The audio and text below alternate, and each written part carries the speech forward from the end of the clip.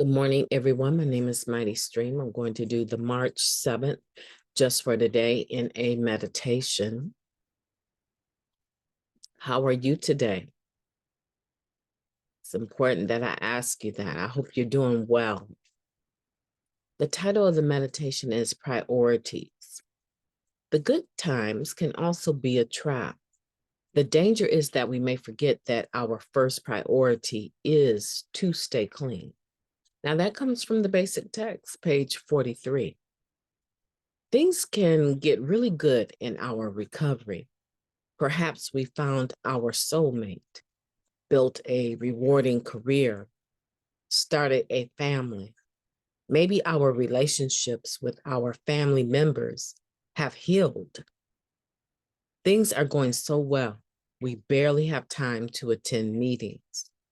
Perhaps we begin to reintegrate into society so successfully that we forget that we don't always react to situations like others do. Maybe, just maybe, we put some priorities ahead of themselves. Is meeting attendance still a priority with us? Do we still sponsor? Do we phone our sponsor?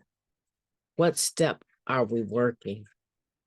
Are we still willing to drag ourselves out of bed at some ungodly hour for a 12-step call? Do we remember to practice principles in all our affairs? If others in NA reach out to us, are we available? Do we remember where we came from, or have the good times allowed us to forget? To stay clean, we must remember that we are only one drug away from our past. We stay grateful for the good times, but we don't let them divert us from our continuing recovery in Narcotics Anonymous.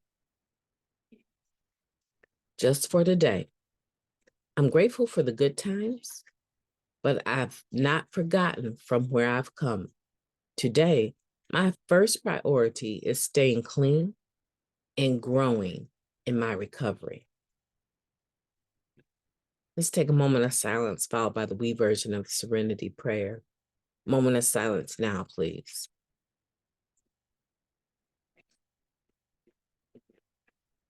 Thank you.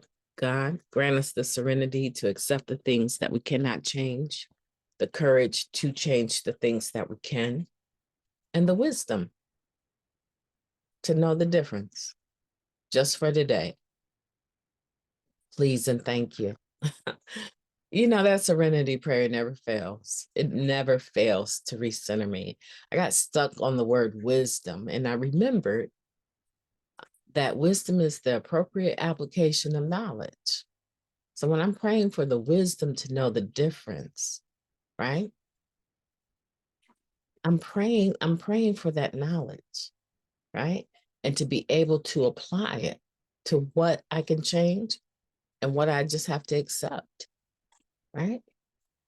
What I need courage to have the ability to change something, right? And when I need to just accept something and let it go. Yeah, I like that prayer. Okay, priorities. Let's talk about priorities. Okay, so we all know. We all know, right? First things come first. I mean, we say it all the time, first things first, right? First thing first is staying clean. I know if you're like me, I get it twisted sometimes. I got everything else ahead of just staying clean. Not that I'm using or going to use, but some of the things related to my recovery process seem like they go on the back burner. Is that your situation? Have you reached a plateau in your recovery where if I make a meeting, I make a meeting. If I don't, I don't. I'm not getting ready to pick up. Come on, right? You have so much in the balance now, right? So many gifts that we've gained as a result of being clean that we forget that the priority is always Don't use. Stay clean. And what were the basics that we were doing that got us to the point where we now have a bunch of letters behind our name, have a building that we own, a home that we own, a vehicle in our name, children that we drop off to school. Lord knows we were never in a position to parent while using, but now we're actually excellent parents. We have causes in the community that we stand with. What got us there? Staying clean.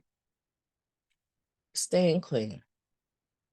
And for many people, Narcotics Anonymous led them back to a healthy relationship with God, with their higher power. Many people, I got a friend, I tell you what, I have a friend, we really don't talk on the phone that much. I would say most of me and my friends don't talk on the phone that much, right? We all are, I would say, business oriented, pursuing doctorates, right? Today, right? But that wasn't always the case 30 something years ago when we got ourselves here. 30 something years ago when we first got to NA, that was not the case at all. Some of us were just trying to save our brains from the level of self-induced insanity we had experienced. Some marriage, some children, trying to save our families, but she is a hiker. You know what a hiker is? She loves to hike, walk. She goes hiking with those sticks that look like, I call them snow sticks, but she uses them even in good weather, right? She loves to kayak. She's my nature buddy, right? The difference is she actually enjoys being in the middle of it, and I just enjoy looking at her pictures, right? I'm not too crazy about, oh man, I don't even want to get into that. Let you guys in on my flaws. But the beautiful part is she'll send me pictures of her in her kayak. Well, not of her, but of the things that she's seeing as she's floating down some bay or some river. She sent me a picture of an alligator. She sent me a picture of, I don't know what that animal was. It kind of looked like a moose, but it wasn't. It wasn't a moose, right? She sent me a picture, and I was just in awe. Like, how are you even that close? And she was like, "Girl, I was not that close. I just really have a good camera." She said, "I saw that alligator and I went the other way." I was like, good choice, right? And she just sends me some of the most beautiful sunrises and sunsets. And she's always moving in her, I guess it would be like a camper, right? She moves around and she docks in different places. And it's just amazing. I said, how are you making meetings with her? She's like, you're my meeting. I'm like, no, not texting. No, you still need to be connected, right? We're living beautiful lives because of recovery. Wherever you're at, I encourage you to pull up na.org and be present in the atmosphere of recovery. I mean, time is in your hand, right? You're traveling where you want to travel. You're waking up to beautiful sunrises. It takes nothing to unhitch and go to a meeting. And I wouldn't care what fellowship, right? And just trying to, press that button a little bit. Everything we have is a direct result of our staying clean. Yeah, go ahead and enjoy the beauties.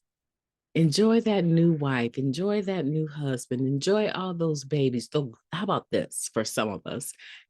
we didn't make it here in time to enjoy our own children, but now our children are connected to us and they have children, right? Enjoy your grandchildren. Enjoy that building license, whatever it is that you're doing. And you know deep in your heart that it was staying clean, the Fellowship of Narcotics Anonymous, right? A 12-step program that allowed you to put things in order, that taught you integrity, that taught you dependability, right? That taught you reliability, honesty, open-mindedness. Many of us have taken on jobs and figured out that we're not as open-minded as we thought we were. We are pretty much still set in our ways, and we do not like the process of being trained. Right? Even if there's a check attached to learning it, we still cop an attitude because the person in charge is insisting that we learn how to do things their way. Right? It's so easy. It is so easy to forget what got us to where we are. Be grateful for the good times, but don't trip on them. Because you know as well as I know, life on its own terms, things happen. You know, I thought I had a little bit more time with my biological dad to sort some things out, right? I thought I had a little bit more time. I looked like a fool, him on his deathbed trying to get some more information or to talk about a certain hot topic with me, right? I looked like a fool. I had to release it, right? I had to release it because I felt that was the only way to really honor his transition, not dig up the past, unless he wanted to bring it up, right? And so the point is that, you know, we are here because of our staying clean and the gifts that we have as a direct result of staying clean, they're precious. We can enjoy the good times, but just like with me losing my dad, there's going to be some other things that come up along the way. And we need to be rooted. Understand me. We need to be rooted. We need deep roots in our recovery. We need deep roots in spiritual principles to survive the storms that come. You know, a tree with very deep roots, when the storm comes, it has the ability to withstand the storm better than all the other trees. Because that wind, when it comes, it has to be pretty powerful to pick it up out of the ground. Now, tornadoes can do stuff like that. And some of the things we go through can be compared to that. I'm not saying tragedy doesn't happen. I'm saying that even when it does happen, if we have the spiritual principles and are applying them in all our affairs, even through our tears and our heartbreak, through our disappointment, we will have the things that we need to stay rooted in recovery. That doesn't mean a couple of branches don't pop off, right? That doesn't mean a couple of branches pop off. And I'm seeing that as, you know, character defects. That doesn't mean that a few things aren't going to happen that we really wish hadn't. They will, but we'll be rooted in our recovery and withstand the storm of life. So always let your first priority be staying clean and growing in your recovery.